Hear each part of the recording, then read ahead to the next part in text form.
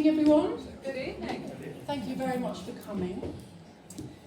This is our last anthology that we're celebrating tonight, this book launch. But this journey, I'm Eden, by the way, and the title of the book is not my doing. I'm very flattered to name it that. This journey of ours, students publishing these publications, started almost 10 years ago, in 2014, with our first anthology. And what's lovely is we've got the OGs here who actually were part of that first anthology publication team. And who contributed to this one. That's what's so special about this one is all the people that contributed, past and present. So this is our 19th publication over almost 10 years. And we've done all kinds of different books. Not just short fiction and poetry, as this one, and reflective stuff. We've done student academic guides. We've done political articles and interviews and political essays. We've partnered with external charity organisations and produced a publication telling other people's stories, which ended up fundraising for their organisation. And in return, the students got to learn about life writing and biography. And then, of course, we came to the pandemic, and that particular cohort of students had to enter into their first year of studies completely online. Not only that, but they produced 2 publications completely online without ever meeting face-to-face. They did a publication called A Journal of the Pandemic Year, where they documented people's experiences from all over the world, from all different walks of life. They interviewed nurses and business owners, a woman who was having her first child, going through pregnancy during the pandemic, as well as reflecting on their own experiences. So it was a truly fantastic thing that they did, putting this together all online. All the skills that these students have learned, publishing these different titles, so many promotional skills, marketing, social media, multimedia projects. They've produced podcasts and videos. They've learned how to conduct interviews and how to be interviewed. They've learned to produce and edit images and film and sound, as well as text. And also they've learned how to manage projects and work in teams and to deadlines. So this brings me to our final anthology, The Garden of Eden, and it's very, very poignant for us. So it's the short fiction, poetry and reflections, not just of the current students that we have, but of students across all of the years and from all the different cohorts.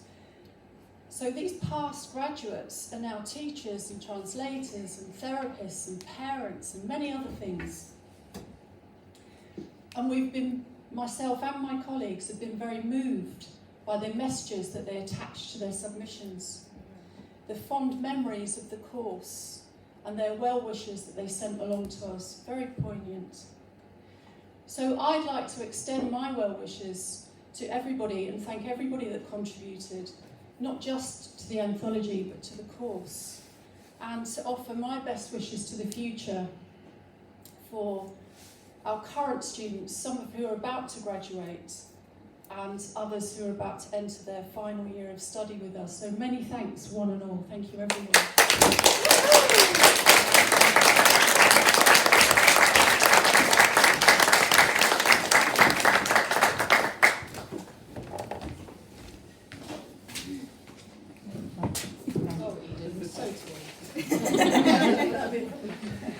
So, hi everyone. I want to say thank you all so much for coming tonight.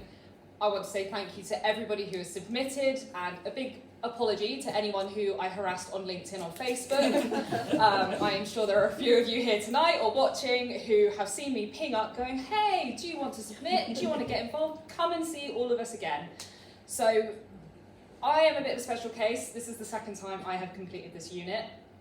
I'm one of those who retakes. Here I am again. So I came into this with a little bit extra, I guess, emotion attached to it, because I've already seen 2 publications be run through this for my first year, and I just wanted this last one to be absolutely phenomenal, and it is. If you haven't got it yet, I do recommend, just don't drop it on your foot. It's the biggest publication that the English Collective has ever done, and that is all thanks to everybody who got involved. So just round of applause for yourself, really.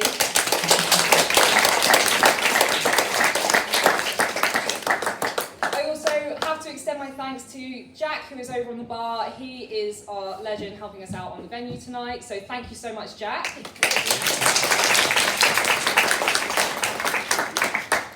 Maybe tips, I don't know if you can you take tips? Yeah, totally, brilliant, awesome. If you don't have the monetary type, I'm sure life advice will do too. We're English graduates, we're full of them.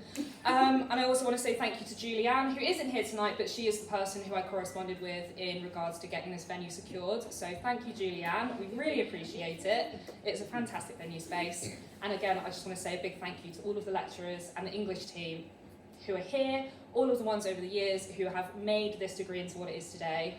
And I'm sure that we can all agree we're heartbroken that this is the last, but we can take those memories and move forward and become something brilliant and beautiful in the world. So we bit into that apple. Here is our book. Enjoy the night, and I'm going to hand over to Emily and Emmy. Are you hiding, guys? They're all the way at the back. Oh, of course you are. Lovely. So they were 2 of our project managers. They have a few short words, and then after them we're going to be showcasing some of the work that has been produced by the students for this last final publication. So thanks very much, everybody. And Hannah, bring for it, go for it, enjoy, let's get loose.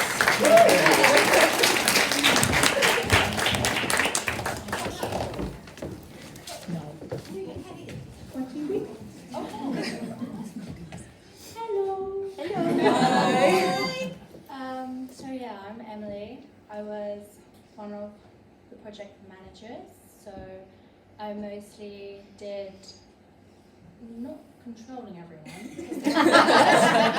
mostly just seeing everyone was doing what they did, getting everything in on time, and like just making sure all the socials were flowing and going through. Yeah, so I'm Emily. I was also one of the project managers, obviously. And I was in charge of the submissions and editorial stuff. So yeah, I think it's in total 105 submissions. Wow. So like Tony said, it's massive, but it's so good. And I haven't read all of them. I've read some of them, and they're all so incredibly good. And you're such good writers, and it's been amazing reading the things I have read already. So yeah, thank you. Thank you.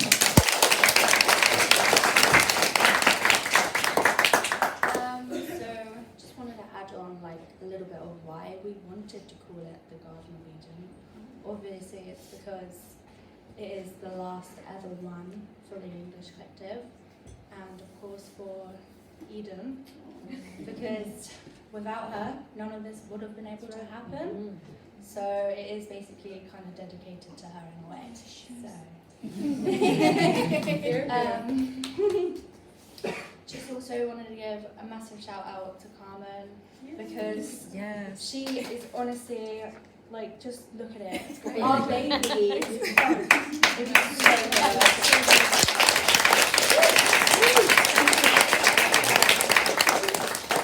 It's just perfect. Like, I don't think you could have done it any better.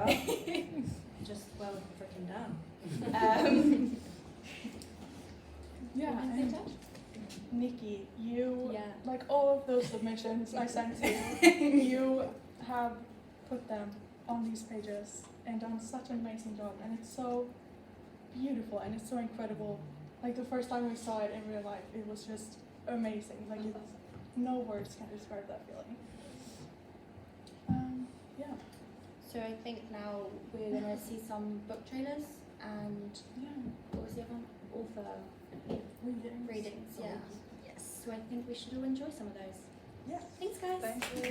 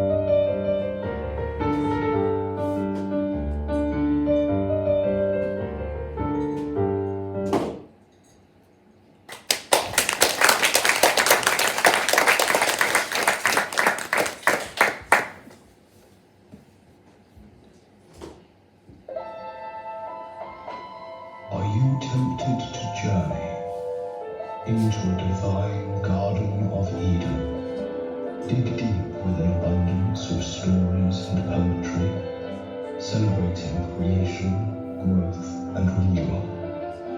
Seeds are sown and deep roots meander, but when life is created, the only certainty is death. For slithering serpents and forbidden fruit lurk among Eden's blossoms and blooms. Those who do not ascend with the blessed are doomed to fall, damned into hell.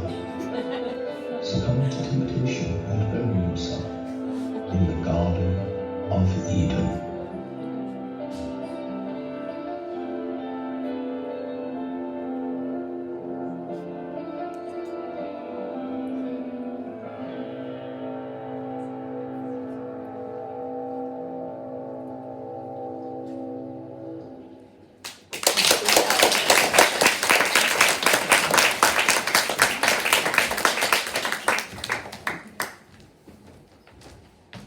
Thanks, Joe, on the lights. So those first two, the first was Erica, who produced that book trailer, and the second, well done, and the second was Nicky. Yeah, but Nicky, you're PR, aren't you? Ancient. Amazing. Nicky's just a basket of wonders. You ask her to do anything, she'll pull it out of the hat. So up next, what we have is we do have an author interview with Carmen Buckley, who was, as we don't worry about it, we had it condensed because it was so juicy. It was 17 minutes long, and that was the first edited round. Amazing, but there is nothing better than an author who is so passionate about their work that they can talk for 20 minutes. So the original file was about 25 minutes long. 25? Oh Yes. my gosh. So this is the edited. This is the supreme opposite of a director's cut. So that was produced by, again, Erica. It's about 7 minutes long, so please enjoy, sit down. Roll tape. Thanks, guys. I loved every second of it, don't worry. The editing process.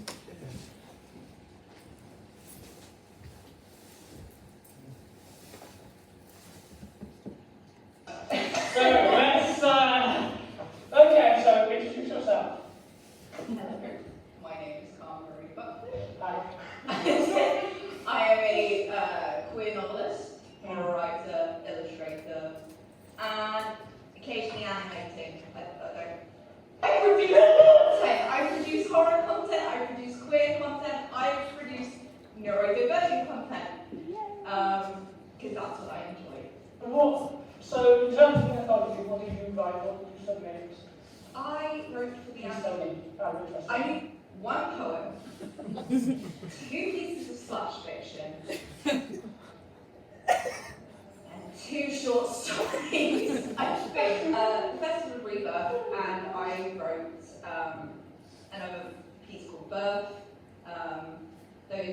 Those are all 4, but in total I wrote 5 pieces. I wrote Crack Touch You, Nature's Children, Botanist, Festival of Rebirth, and Birth. I think that's all of them. But yeah, no, so mainly a lot of them are horror related, kind of body-ish horror, mixing with that kind of grim surrealism, but occasionally there are some bits of like hope and life and niceness in there. Botany was quite a nice thing. It was just someone bringing a little potion, and then I went to Oxford once, and there was a woman who decided to tell me all about her studies in botany, and I was like, that's cool, it's really quite cool. cool. I love that we have plants. I love the plants. I love that we have plants. Not only do they heal the earth, but they, again, it's so much. Yeah, it's not so much green out there, but No. oh well, there are some. It's a plant outside, right? Yeah, there are some interesting plants, but like, and then I also wrote about birth and the giving of life with my trans character Spence, who I've been writing with for so many years now. It's him giving birth to his daughter Dyla in his own. How did you know about writing that? How did I go about writing that? my flatmate was watching a lot of Call the Midwife, which, yeah, I mean, I haven't really been watching it per se alongside them, but You're gonna get every so time Carmen. the scene comes on, I'm like, no! I love horror, I love all that kind of stuff. As soon as you show me a baby being born,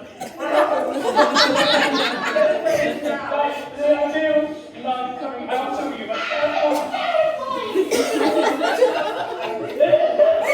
Oh my god, that's terrifying. I've been wanting to write it for a while because, again, Spence is he's not the greatest of characters. He's a fully, he's a human. He's a little human, so he makes mistakes. Whilst he's giving birth, he wants drugs. He's like, he's yelling at his husband. He's like, what the fuck? You did this to me! You made me feel like this. So basically, I also wanted the plants. the plants, I was really intrigued again by different well of sources. I'm someone who, when I'm writing, I like to pull from, again, a bunch of different stuff.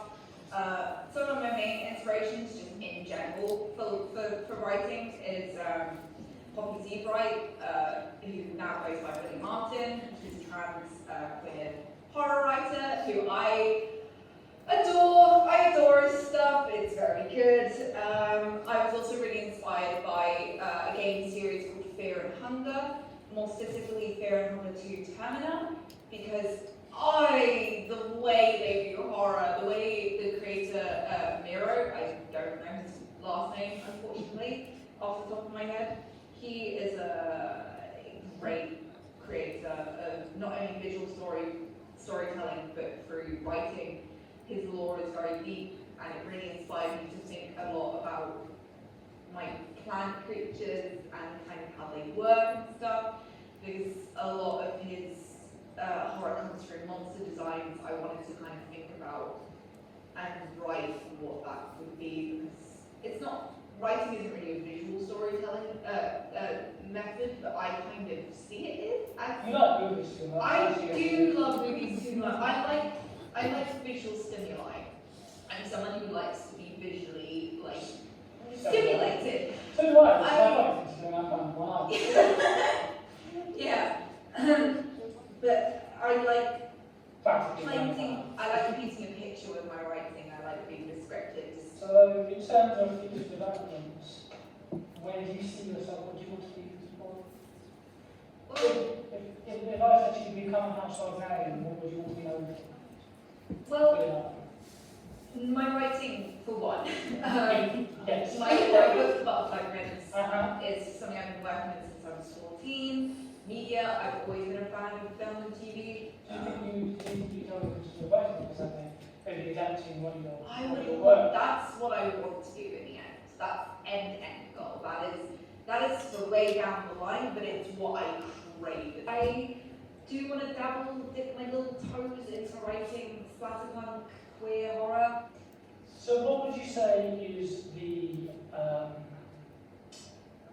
best piece of advice you would give to anybody who wants to start writing? Write what you love. Write what you write what you want to tell. Tell the story that only you can tell. Write what you know, write what you love, and write what you're passionate about. Rome wasn't built in a day, and neither will your grand epic novel. And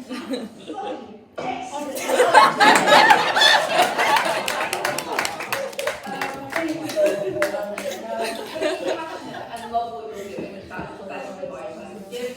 Because if I was writing something I was not interested in, it wouldn't get finished. So Oh, no worries.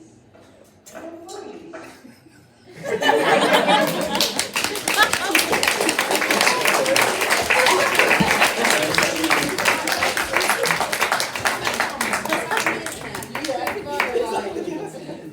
Yes, that is on the English Collective YouTube, I believe. Excellent. So yeah, if you would like to see the extended edition, that is online available. And if you would like context to the pieces that Carmen was discussing, buy the book. There's QRs on the tables. You can literally, there's nothing stopping you right now. There's a discussion about seahorse dads that I didn't think was. Did you cut out about the seahorse dads, right? Yes, I did. Yeah. So yeah.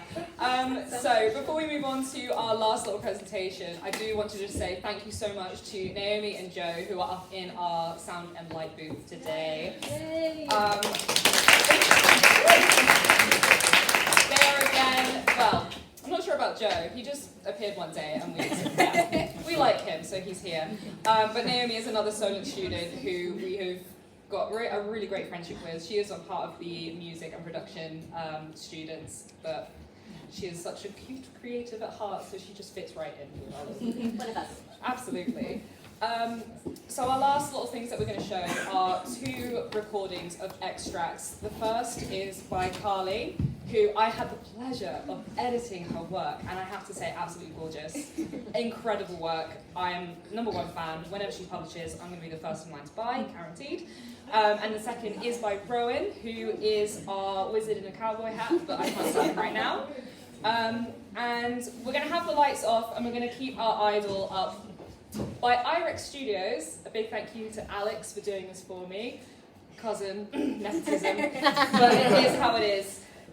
So we're going to keep this idol going, but put the lights down, and I would just like to invite you to just listen, let the words flow over you, and then after that we'll be free to mingle again and drink and make merry. So thank you again, and enjoy.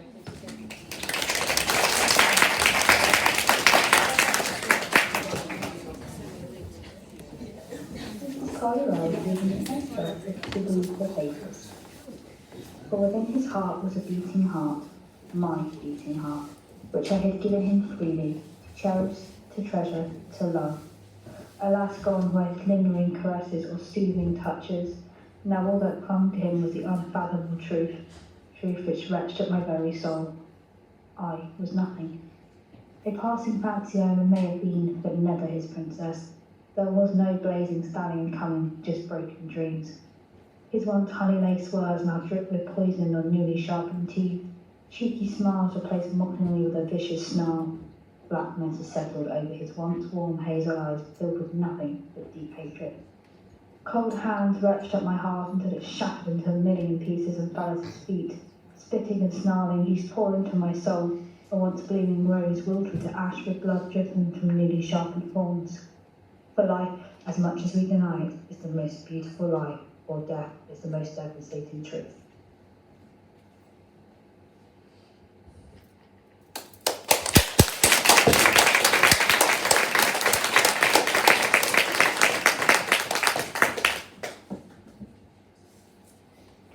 This is Roan Westall reading an extract from The Garden of Eden. I went into the forest late one night and met a man drying his trousers on a tree, in the rain. He offered me a cigarette, and against my better judgment, I said yes. He told me stories of music. He was in a band, folk acoustic. He played guitar, don't you know? And he once played the Rolling Stones. He had many, many lovers, all sizes, shapes and colours. He told me a story about a mansion when a red chaise lounge was in fashion. He followed a lover to a party and brought a friend from the army. I couldn't tell you how I ended, for even my ears were offended. I had a dog on a farm in the north, as he carried his bindle and walked forth. But they won't let me keep him down here, in the city where the night sky's unclear.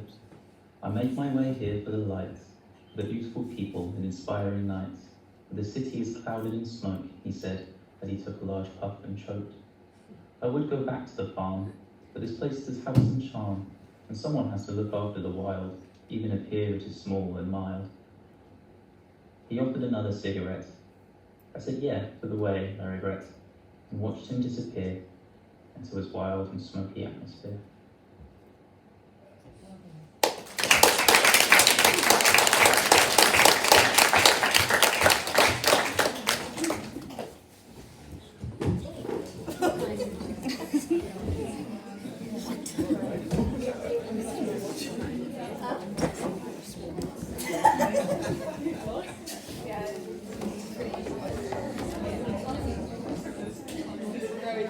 that is it for the planned parts of this evening. So again, one more big, huge thank you to everybody for being here tonight.